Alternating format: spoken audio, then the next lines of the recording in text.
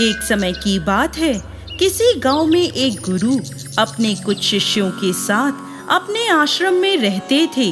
उनके सभी शिष्य बारी बारी गांव में भिक्षा लेने जाते थे। एक दिन उनका एक शिष्य भोला भिक्षा लेने के लिए गांव में गया और घर घर भिक्षा की मांग करने लगा। गांव में उसने भिक्षा के लिए एक दरवाजा खटखटाया तो अंदर से बड़ी बड़ी दाढ़ी वाला एक तांत्रिक बाहर आया और बोला, ये कौन है जो मेरे दरवाजे पर किसी और का गुणगान कर रहा है। तब भोला बोला, मेरे गुरुजी महाराज सर्व सामर्थ्य हैं। तांत्रिक ने ये सुना तो क्रोध में आकर बोला, इतना दुस्साहस मेरे दरवाजे पर आकर किसी और का गुणगान करता है। देखता हूँ कितना सामर्थ्य है तेरा गुरु। जा, मैं तुझे श्राप देता हूँ, तू कल का उगता हुआ सूरज नहीं देख पाएगा, अर्थात तेरी मृत्यु हो जाएगी। शिष्य ने जब ये सुना तो वो देखता ही रह गया और आसपास के गांव वाले कहने लगे, इस तांत्रिक का दिया हुआ श्राप कभी व्यर्थ नहीं जाता। शिष्य बेचारा उदास होकर वापस आश्रम की ओर चल दिया। रास्ते भर वो सोचता रहा कि आज मेरा अंतिम दिन है, मेरा समय खत्म होने वाला है। वो जैसे ही आश्रम में पहुंचा तो गुरुजी महाराज हंसते हुए बोले, ले आए भिक्षा। तब भोला बोला, गुरुदेव भिक्षा में अपनी मौत ले आया हूँ। और उसने सारी घटना अपने गुरु को सुना दी और एक कोने में चुपचाप उदास बैठ गया। गुरुदेव बोले, चलो भोला भोजन कर लें। भोला बोला, गुरुदेव यहाँ मेरे प्राण सूख रहे हैं और आप भोजन करने की बात कर रहे हैं। तब गुरुदेव बोले, अरे भोला, अभी तो पूरी रात बाकी है, अभी से चिंता क्यों कर रहे हो। चलो ठीक है, जैसे तुम्हारी इच्छा। ऐसा कहकर गुरुदेव भोजन करने चले गए। फिर सोने का समय हुआ तो गुरुदेव भोला को बुलाकर बोले, भोला हमारे चरण दबा दो। भोला बेचारा मायूस होकर बोला, जी गुरुदेव, जो भी क्षण मेरे जीवन में शेष बचे हैं, मैं उन्हें आपके चरणों की सेवा कर बिताना चाहता हूँ। फिर वह गुरु के चरण दबाने बैठ गया। गुरुदेव बोले, भोला चाहे जो भी हो, चरण छोड़कर मत जाना। भोला बोला, गुरुदेव कहीं नहीं जाऊंगा। गुरुदेव ने अपने शब्दों को 3 बार दोहराया, भोला चरण छोड़कर कहीं भी मत जाना।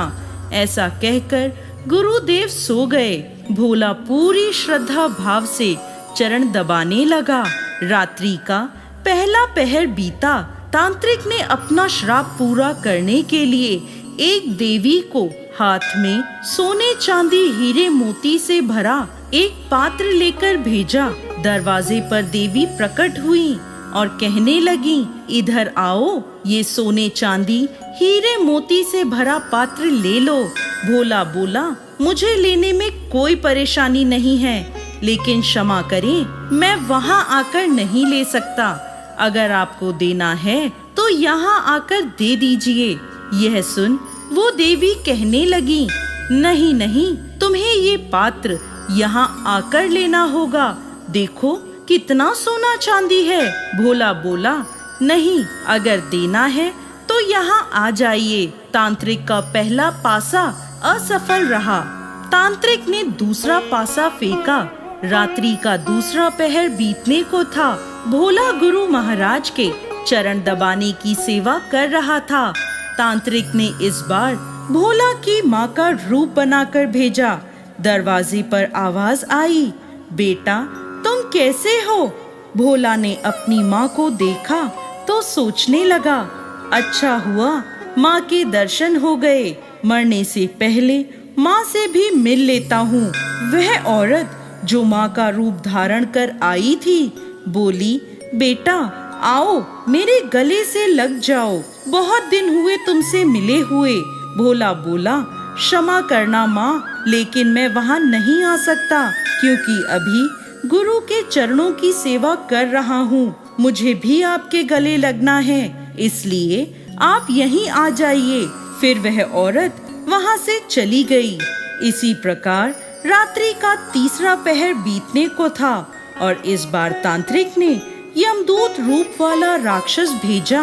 राक्षस द्वार पर आकर भोला से बोला, चल तुझे लेने आया हूँ, तेरी मृत्यु आई है। भोला चिल्लाते हुए बोला, काल हो या महाकाल, मैं नहीं आने वाला। अगर मेरी मृत्यु आई है तो यहीं आकर मुझे ले जाओ, लेकिन मैं गुरु के चरण नहीं छोड़ूंगा। बस फिर क्या था, वो राक्षस भी वहां से चला गया। सुबह हुई, सूर्य उदय हुआ। गुरुदेव महाराज नींद से उठे और बोले, सुबह हो गई। भोला बोला, गुरुदेव सुबह तो हो गई।